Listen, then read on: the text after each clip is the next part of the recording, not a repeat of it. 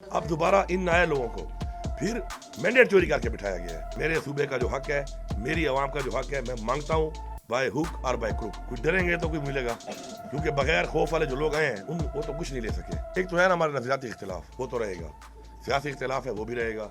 हमारा मैंडेट चोरी हुआ है फॉर्म 45 के मुताबिक, इस सूबे में भी मेरा मैंडेट चोरी हुआ है। पाकिस्तान के अलावा पूरे इस सूबे में भी मैंडेट चोरी हुआ है। उसके ऊपर हम आज भी ये डिमांड करते हैं, हमारा इतवार के दिन जो है इसके ऊपर हमारा पीसफुल प्रोटेस्ट भी है कि हम डिमांड करते हैं कि इसके ऊपर एक इंडिपेंडेंट जुडिशल कमीशन बनाया जाए। और हमारा मैंडेट, ये मैंडेट हमारा नहीं, अवाम का है, ये अवाम का मैंडेट है। अवाम का मैंडेट चोरी करके ऐसे लोगों को मुसल्लत ना किया जाए जिनकी वजह से पहले पाकिस्तान का ये हाल हुआ है।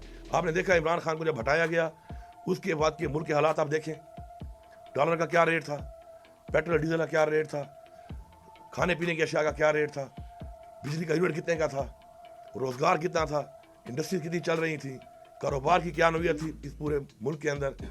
इसके अलावा आपके एक्सपोर्ट की क्या पोजीशन थी, और उनके जाने के बाद से अब तक का आप हाल देख लें।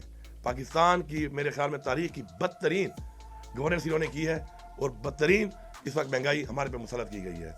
अब दोबारा इन नए लोगों को फिर मैंडेट चोरी करके बिठाया गया है। अगर अवाम इनको लाती, हमें कोई एतराज़ नहीं था। और हम क्या कह रहे हैं, हम कहते हैं फ्री एंड फेयर अब कमीशन बनाए, और ये हमारे फॉर्म 45 पे रिजल्ट है उसके मुताबिक हमें अपना हक दिया जाए, अवाम को हक दिया जाए। दूसरी जो आपने बात की, अब जैसे भी है अब वो बैठ गए हैं, हम अपना मैंडेट चोरी हुआ है उसकी आवाज़ कानूनी तौर पे उठाते रहेंगे, हक मांगते रहेंगे। साथ साथ अब जो बैठ गए हैं, तो जो आप कह रहे हैं कि उसके लिए जो हमारा वर्किंग रिलेशन है, जाहिर बात है हमें रखना है, हम चलेंगे, हमारे जो हकूक़ हैं, हमारी जो चीज़ें हैं सूबे की, उनके हवाले से हम बात भी करेंगे, हम बैठेंगे भी सही। हम इनके साथ बैठ के बातचीत में इनके ऊपर प्रेशर नहीं डालते इस तरह का कि हमें फ़ौरन दे दो। हम पाकिस्तान के हालात को देखकर, फेडरल गवर्नमेंट के हालात को देखकर इनके साथ बैठ के हमारी जो माशी टीम है वो मामला तय करेगी। लेकिन ये कोई ना समझे कि हमें जो है वो इसी तरह ही पहले की तरह ये करके जी करते हैं और लारे लफे दिए जाएंगे। लारे इशारों में हम आने वाले नहीं हैं। मेरे सूबे का जो हक है, मेरी आवाम का जो हक है, मैं मांगता हूँ बाय हुक और बाय क्रुक। मुझे देना पड़ेगा, हाँ, उसके लिए बैठ के मामला तय करने को भी मैं तैयार हूँ। मैं आपके माशी हालात को देखते हुए आपको रिलैक्स करने को भी तैयार हूँ। और इसलिए मैं आपको कह रहा हूँ कि मुझे कुछ पैसे उस बात में दें, कुछ पैसे खैर है मेरी कटौती आप करें, लेकिन मेरी बिजली का जो यूनिट है वो मैं आधा दूंगा। आप पैसे काटें, मेरे कर्जा तो उतारना है आपने मेरा। इसी तरह गैस में भी आपने जो इतनी महंगी कर दी है, मैं 50% आपको देने को तैयार हूँ। मेरी आवाम जो है उसको आप ये फैसिलिटी और ये मैं सब्सिडी दूंगा, और ये आपको देनी पड़ेगी। तो मैं हर तरह के मामलात के लिए आईजी के साथ, खाकसारी के साथ आगे चलने के लिए रिलैक्स माहौल में इनको हर तरह की ऑफ़र देने को तैयार हूँ। लेकिन अगर इन सब बातों के बाद कोई ये समझता है कि कोई डंडे के ज़ोर पे या पहले जिस तरीके से इन्होंने हरकत की हैं हमारे साथ, आपके सामने है, मैं डिटेल में नहीं जाता, हमने आगे बढ़ना है। मैं पिछली बातों को अगर रिपीट करता रहा, उनमें लगा रहा, तो मेरे ख्याल में हम आगे नहीं बढ़ सकते। किसी का अगर ये ख्याल है कि ऐसी पॉलिसी इख्तियार करके हमारा मुंह बंद किया जाएगा, हमारा रास्ता रोका जाएगा, तो ये इनकी भूल है। मैं क्लियर बता रहा हूँ, मैं जब तक कुर्सी पे बैठा हूँ मैं कंप्रोमाइज़ नहीं करूँगा, ना अपने सूबे पे ना अपनी आवाम पे।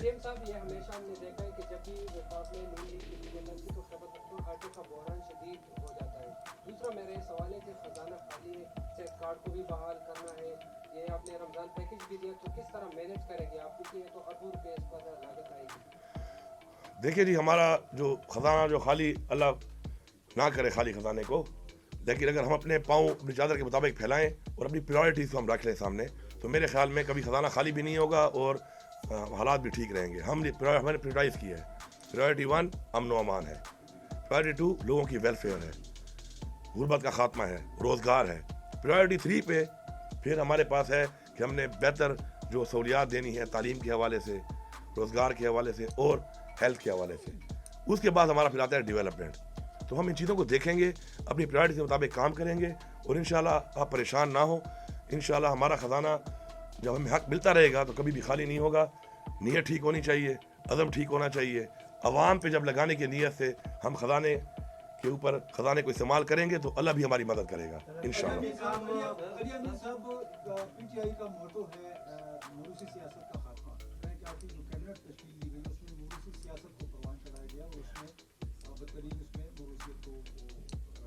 जी देखिए, मौरूसी सियासत में जो है ना 2 पहलू हैं। एक है कि आप मेरिट के बगैर करें, एक है मेरिट। अब किसी का भाई होना, रिश्तेदार होना कोई गुनाह तो नहीं है। अगर एक बंदा मेरिट पे है, अवाम के वोट पे जीत के आता है अवाम के मैंडेट से आता है, तो उसको आप मरूद सियासत नहीं कह सकते। अब 24 बंदों में से 2-3 बंदों का आप नाम ले रहे हैं, तो मेरे ख्याल में वो लोग हैं जिन्होंने पार्टी के लिए बड़ी कुर्बानियाँ दी, और उन पार्टी की कुर्बानी की बुनियाद पे उन लोगों को मौका दिया गया कि क्योंकि एक कुर्बानी देने वाले लोग हैं तो आखिर टीम में डिलीवर करें। तो मेरे ख्याल में इस तरह की छोटी छोटी बातों पर इस तरह की जो तनकीद शुरू हो जाती है, मेरे ख्याल में इसी वजह से पाकिस्तान आगे नहीं बढ़ रहा कि हम लोग छोटी छोटी बातों पे उन पे डिसीशन करके अपना टाइम ज़ाया कर रहे हैं। हमने आगे बढ़ना है। आप ये बताएं कि जो भी है, जिसका रिश्तेदार है या नहीं है, मेरा उसे कंसर्न नहीं है, उसे डिलीवर करना है। डिलीवर करेगा तो सस्टेन करेगा, नहीं करेगा तो फारिग हो जाएगा।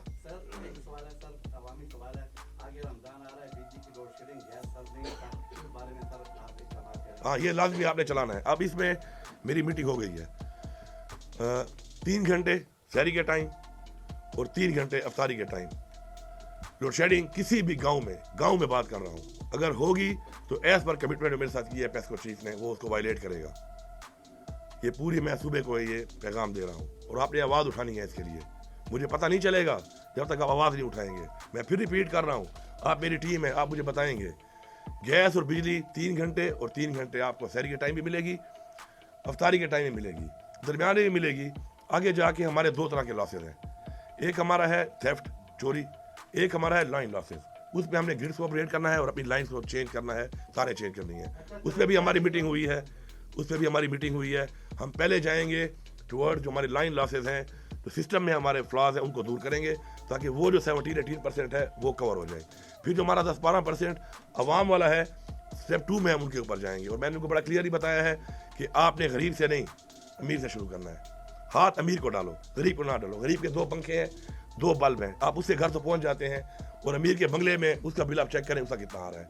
तो हमारी पॉलिसी जो है उनको मैंने बता दी है। इंशाल्लाह रमज़ान में जो है लोड शेडिंग के हवाले से और फोर्स लोड शेडिंग जो है ये बिल्कुल बंद है। इसके ऊपर कोई कंप्रोमाइज़ नहीं है। जो शेड्यूल दिया गया है उस शेड्यूल के अलावा अगर आपकी लाइट काटी जाती है, अदर दैन कहीं इशू हो ग्रिड का या कोई फॉल्ट हो उसके अलावा, तो बिल्कुल आप उस पर मेरे तक आवाज़ पहुँचाएँ। मैं इंश्योर करूँगा कोई ऐसा नहीं कर सकता कि हमारे पे फोर्स लोड शेडिंग करे। हमारा जो हक है हमें मिलेगा इंशाल्लाह। फिदा नंबर देगा व्यस्ता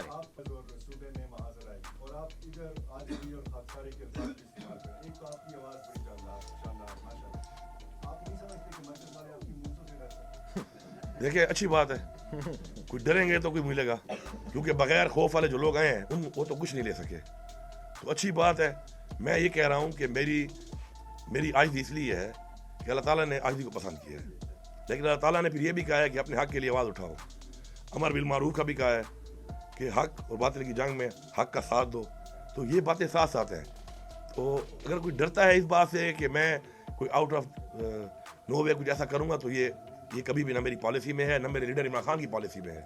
हाँ, हक़ के लिए खड़ा होना, हक़ के लिए आवाज़ उठाना और अपना हक़ मांगना और लेना जो है, इसीलिए इस अवाम ने हमें वोट दिया है, मैंडेट दिया है। ये अवाम के लिए हमने करना ही करना है, इसमें कोई दोहरी राय है ही नहीं।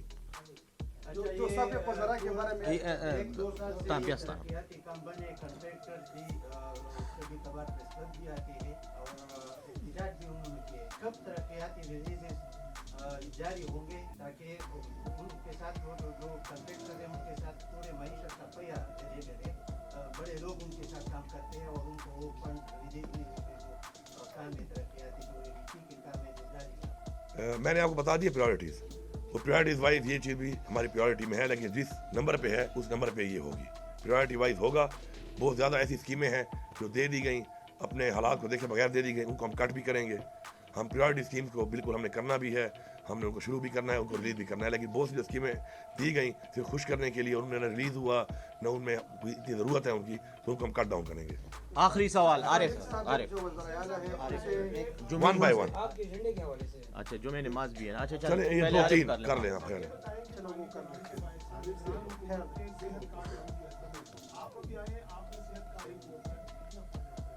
इसमें जो है तकरीबन लाइबिलिटी थी हमारी जो पिछली गवर्नमेंट की, वो 17 बिलियन की थी। तो अभी हमने उनको 5 बिलियन रिलीज़ कर दिया है। और उसके साथ साथ ये है कि मज़ीद जो है उनके साथ जो हमारा अभी नई बातचीत हुई है स्टेट लाइफ से, ये हुई है कि हम हर महीने के पैसों के साथ अपना जो एक कर्जा है ये भी उतारेंगे। हमारी पॉलिसी ये नहीं है कि कर्जा चढ़ाई जाओ फिर उस पर सूद दिए जाओ। हमारी पॉलिसी ये है कि साथ साथ हमने अपने पाँव पे खड़ा होना है और पाँव पे खड़े होकर अपनी जो लाइबिलिटीज़ हैं हमने कर्जे ख़त्म करने हैं। इसके अलावा हमारे सूबे पे और भी बहुत ज़्यादा कर्जा है, उसे भी हम काम करेंगे। उसके लिए हम रेवेन्यू जनरेट करेंगे, अपने पाँव पे खड़े होंगे। ये हमारे एजेंडे में शामिल है इंशाल्लाह। तो फिक्र ना करें, आवाम का कर्जा भी ख़त्म करना है, आवाम को रिलीफ भी देना है इंशाल्लाह, और पाँव पे भी खड़ा करना है। आरिफ का नंबर है, आरिफ। सारे सवाल तो ना करो, आगे मेरे ख्याल आगे नहीं मिलना जी, प्लीज। माड़ा दो सवाल है, लाओ जब यो दुआना दियो बराबर का दुआना। आपके एजेंडे के हवाले से सवाल है कि एक तो आपने ये कहा कि रमजान पैकेज देने का तरीकाकार क्या होगा, आप खुद लिस्टें बनाएंगे, लोग अप्लाई करेंगे। दूसरा ये आप सेहत इंसाफ कार्ड जो आपने एक्टिव कर दिया है, पिछले दिनों एक स्टोरी आई थी कि 8,000-9,000 रुपये में जो अपेंडिक्स का ऑपरेशन होता है वो सेहत कार्ड पे 1,46,000 रुपये में हुआ है। तो वो जो एक्स्ट्रा चार्जेस लोग डालते हैं या डॉक्टर या हॉस्पिटल, ये आम आवाम के हिस्से में जो आपने 10 लाख डाले हैं, तो ये तो मेरा ख्याल से उनको लूटा जा रहा है और खजाने को भी साथ। ये जी काबीना में मायसियाम में शेख अब्दुल की सरकारी नफ़ों पर दस्तयाबी के लिए कोई फैसला हुआ है कि नहीं? अच्छा, पहला जो के खिलाफ सर दखलींदोज़ी हो रही है इस वक्त, के खिलाफ ओके, पहली जो बात इन्होंने की है हेल्थ कार्ड के हवाले से, आपको पहले मैंने बता दिया कि बहुत से हॉस्पिटल ऐसे थे कि जिन्होंने अब्यूज़ किया है इस चीज़ को, उनको हमने डिलीट कर दिया, निकाल दिया है। और अब इस 1 महीने में रिव्यू होगा, हमने इसको सस्टेनेबल बनाना है, रिव्यू करना है। इसमें जो बातें आपने की हैं, निशानदेही आपने की है, ये हमने ऑलरेडी इस पर सेशन कर ली थी। करने के बाद आज जो हम लेके आए हैं एजेंडा में, उसमें आप देखेंगे हॉस्पिटल बहुत सारे निकाल दिए गए हैं। ये वही हॉस्पिटल से कि इसमें जो गलत तरीके से ओवर बिलिंग कर रहे थे, मज़ीद इसको बेहतर करना है, ट्रांसपेरेंट करना है, और इससे बड़ी बात सस्टेनेबल करना है, ताकि सस्टेनेबल हो और हम वो बोझ उठा भी सकें। और इसमें कुछ और भी हमने रिफॉर्म्स कर रहे हैं अभी। फॉर एग्जांपल मैं भी फ्री इलाज करवा रहा हूँ, क्या करा सकता हूँ, ये जायज़ नहीं है। मुझे ये चाहिए कि एक ख़ास परसेंटेज मुझे जमा करानी चाहिए ताकि मेरे उन पैसों से किसी गरीब का इलाज फ्री हो। तो हमने इसको मज़ीद बेहतर करना है, इस पर हमने रिव्यू करना है, इसका बेहतरी लानी है। दूसरी जो बात आप कर रहे थे रमज़ान पैकेज में हम आपको बताया कि ट्रांसपेरेंसी के लिए हमारे पास जो एहसास का और बिस्क का डाटा है वो एक ट्रांसपेरेंट डाटा है, उसके लिए एक मैकेनिज्म है। और फलाह बैंक के पास बहुत सारे सेंटर्स हैं जिनसे वो तकसीम कर रहे हैं, क्योंकि हमने जल्दी करना था ये। तो उसके ज़रिए वो होगा इंशाल्लाह, ट्रांसपेरेंट तरीके से होगा। और हम कैश दे रहे हैं, और हम जो कैश दे रहे हैं इससे माशाल्लाह जो इस वक्त पंजाब में दिया जा रहा है वो 3,500 का एक ख़ानदान के लिए है। हम पूरा 10,000 का दे रहे हैं, और हम सामान नहीं दे रहे। हमने लोगों को लाइनों में खड़ा नहीं करना, हमने लोगों की तजलील नहीं करनी, हमने लोगों को इज्जत से वो चीज़ पहुंचानी है। और फिर उनकी मर्ज़ी है कि जो उनकी रिक्वायरमेंट है उसके मुताबिक वो अपना परचेजिंग उससे कर सकें।